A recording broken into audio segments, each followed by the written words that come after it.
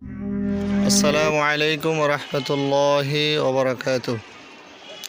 কাছে ও দূরের দেশ ও প্রবাসের সকলকে জানাই আন্তরিক মোবারকবাদ।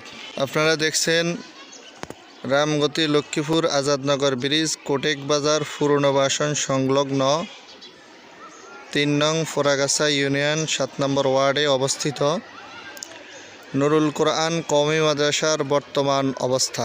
আজ দীর্ঘ ১ মাস যাবৎ আমাদের মাদ্রাসায় জলাবদ্ধতায় আমরা রয়েছি। আল্লাহ তাআলার কাছে দোয়া প্রার্থনা করি,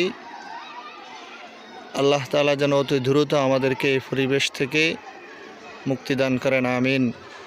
পাশাপাশি আপনাদের কাছে দোয়া চাই, আপনারাও দোয়া করেন আল্লাহ তাআলা যেন আমাদেরকে এই পরিবেশ থেকে মুক্তি দেয় এবং অতি দ্রুত আমরা তালিমে ফিরে যেতে পারি, পাঠদানে ফিরে যেতে পারি। দেশ ও প্রবাসের সকল ভাই বন্ধুদের কাছে আমরা দোয়া চাই। আমাদের মাদ্রাসার অনেক ক্ষয়ক্ষতি হয়েছে জলাবদ্ধতার কারণে। মাদ্রাসার ঘরের অনেক কাজ করতে হবে, মেরামত করতে হবে এবং মাদ্রাসা আজকে দীর্ঘ ১ মাস বন্ধ থাকার কারণে আমাদের ওস্তাদদের আমরা কোনো ধরনের হাদিয়ার ব্যবস্থা করতে পারি নাই।